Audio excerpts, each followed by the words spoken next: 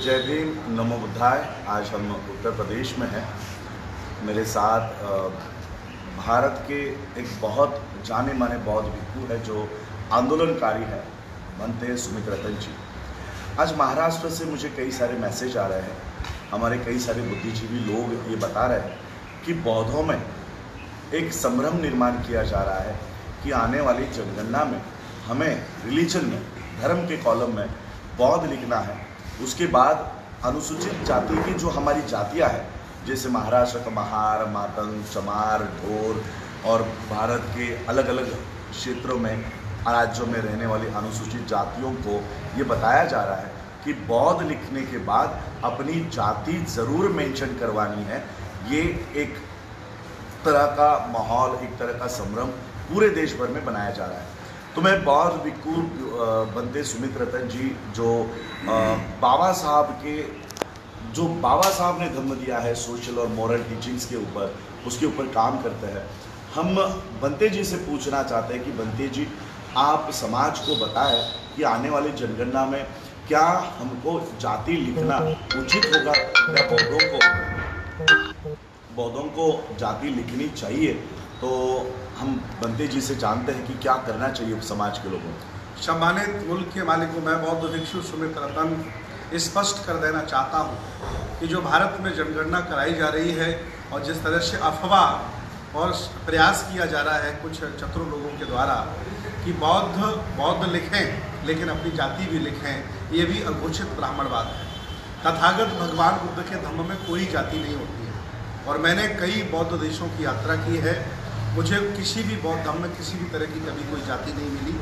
इसलिए मैं चाहता हूँ कि आप सिर्फ और सिर्फ बौद्ध लिखें, जाति लिखने की कोई ज़रूरत नहीं है। अगर ये जाति लिख जाएगी, अगर हम जाति लिखने लगेंगे तो जिस तरह से मुसलमानों में कहा जाता है ये अंसारी मुसलमान है, ये पशमदा मुसलमान है, ये कुरैशी मुसलमान है, ये पठान मुसलमान है, उसी तरह से भारत में भी ये शाक्य बौद्ध है, ये महार बौद्ध है, ये चमार बौद्ध है, ये जाटव बौद्ध है, ये सैनी बौद्ध है, ये यादव बौद्ध है, ये नाई बौद्ध है। ये परंपरा चलेगी और ब्राह्मणों की जो श्रेष्ठता है, जातिवाद, उसकी स्थापना हो जाएगी। भगवान बुद्ध ने जातियों को तोड़ करके समाज बनाया, इंसान बनाया।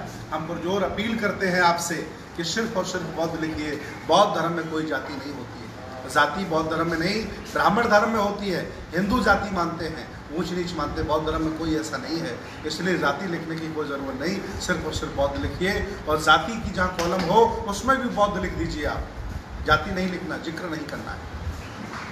और ये डर आपके अंदर जो फैलाया जा रहा है कि आपका आरक्षण चला जाएगा, आरक्षण चला जाएगा, मैं आपसे पूछना चाह रहा हूँ, ये भाजपा सरकार सुनियोजित तरीके से पूरे देश का निजीकरण कर रही है। जब सरकारी संस्थान ही नहीं बचेंगे तो आरक्षण आपका कहाँ रह जाएगा। और सरकार ये स्पष्ट कह चुकी है कि प्राइवेटेशन में, निजीकरण में जो प्राइवेट संस्थान डेवलप होंगे उनमें आरक्षण नहीं दिया जाएगा। इसलिए मैं अपील कर रहा हूँ कि जनगणना में बौद्ध लिखें और सिर्फ बौद्ध लिखें। बौद्धों में कोई जाति नहीं होती, न श्रीलंका के बौद्धों में कोई जाति है, न थाईलैंड के बौद्धों में कोई जाति है, न जापान के बौद्धों में जाति है। इसलिए मैं चाहता हूँ कि बुद्ध का भारत, बाबा का भारत, ये जाति विहीन बौद्ध समाज बने जो अपने हक अधिकारों के लड़े। और मैं इस अपील के लिए, इस संघर्ष के लिए महाउपासक राजरत्न अम्बेडकर जी का धन्यवाद देते हैं जो इस मुहिम को चला रहे हैं। और ये हम सबकी जिम्मेदारी है। जितने बाबा साहब मेरे उतने आपके हैं, जितने बुद्ध मेरे उतने आपके हैं। हम अपने हिस्से का काम कर रहे हैं, आप भी अपनी हिस्सेदारी सुनिश्चित करिए और मिलकर के इस छप्पर को उठाने का काम करते हैं। बहुत बहुत धन्यवाद, बहुत बहुत साधुवाद। तो हमने सुने बनते सुमित रतन जी के विचार सुने कि विदेशों में जितने भी बौद्ध राष्ट्र हैं वहाँ पर बौद्धों में कोई जाति नहीं होती। देखिए, मैं आप लोगों को बताना चाहता हूँ कि जो ब्राह्मणी व्यवस्था, जो ब्राह्मणवाद इस देश में बुद्ध के धम्म को तबाह नहीं कर पाया, बुद्ध के धम्म में कभी जाति नहीं घुसवा पाया। आज हमको इस छोटे मोटे लालच को दिखा कर कि रिजर्वेशन चला जाएगा, हमारे नौकरियां खत्म हो जाएंगी, ये छोटे मोटे लालच दिखाकर जिस व्यवस्था को ब्राह्मणी धर्म बुद्धिज्म में नहीं डाल सकता था, वो हमारे हाथों से डलवाने का काम कर रहा है। वही ब्राह्मण और इस धम्म में कभी जाति नहीं निर्माण कर सकता था, अब हमारे हाथों से अपने आप को बौद्ध महार, बौद्ध चमार, बौद्ध सैनिक और बौद्ध दुसाध, पता नहीं कितनी सारी जातियों को फिर से हम इस बौद्ध धर्म में लाकर इसको नष्ट करने के काम पर लगे हुए हैं। मेरी आप सबसे विनती है, छोटे मोटे लालच के लिए नौकरियां, वैसे ही आपकी प्राइवेटाइजेशन इस देश में हो गया है, नौकरी आपको पब्लिक सेक्टर में सरकारी नौकरी आपकी बची नहीं है। एजुकेशन, न्यू एजुकेशन पॉलिसी 2 दिन पहले मध्य प्रदेश में लागू हो गई है, अब पूरे देश भर में लागू हो जाएगी। यहाँ पर आपका कोई रिजर्वेशन नहीं होगा। जो रिजर्वेशन पहले से ही खत्म हो चुका है उसके लिए, उस रिजर्वेशन के लिए बौद्ध धर्म में जाति लाने का काम ना करे। बाबा साहब ने बहुत ही मुश्किलों के हालातों में, बहुत ही संघर्षों से इस देश में बौद्ध धर्म को पुनर्जीवित करने का काम किया है। इसे नष्ट करने का काम आप लोग ना करें। इतना ही मैं आज आह्वान करना चाहता हूँ बौद्धों को। मैं ये बात सिर्फ भारत के बौद्धों के लिए कह रहा हूँ। हिंदू धर्म के लोग अपनी अपनी जातियाँ लिखें। जिन लोगों ने बौद्ध धर्म की दीक्षा नहीं ली है वो अपने आप को हिंदू लिखेंगे, और अनुसूचित जाति के जो लोग हिंदू हैं वो अपनी जाति लिखने ही वाले हैं। मेरी अपील सिर्फ भारत के बौद्धों से है, जो लोग बौद्ध हुए हैं ये उनका कर्तव्य होना चाहिए कि बौद्ध धर्म को बचाना है।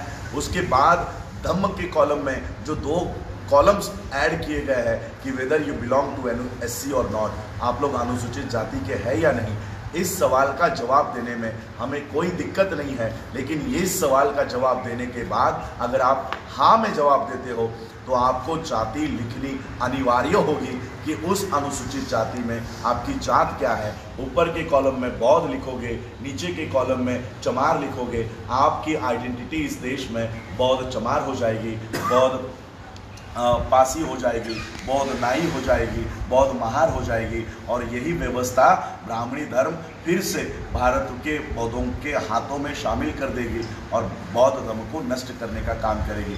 मेरी आप सबसे गुजारिश है, अपने जनगणना में अपने आप को सिर्फ बौद्ध लिखे। अनुसूचित जाति का कॉलम और जाति का कॉलम ये हिंदुओं के लिए है जो अनुसूचित जाति में बैठे हुए हैं, जिन्होंने बौद्ध धर्म स्वीकारा नहीं है। ये हिंदुओं के कॉलम है, इस कॉलम को भरने का काम नहीं करें और अपने आप की गणना बौद्ध करें। बस इतना ही कहना चाहूँगा। आप लोगों ने सुना उसके लिए बहुत बहुत आभार, धन्यवाद। जय भीम, जय भारत, जय बुद्ध। मंगल कामनाएं, साधुवाद।